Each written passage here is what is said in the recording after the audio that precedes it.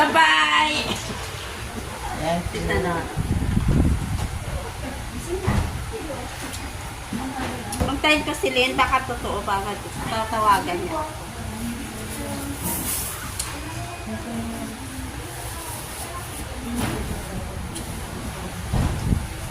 Meron pang maging kolektor dito.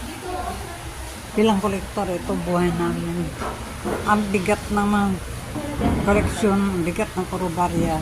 Sakit sa likod. Pero ito na nag-test kami dahil sa Mama Mary. Asa ko Panginoon ang service namin dito para sa kanya, hindi sa tao. Ito kami, ang dami namin.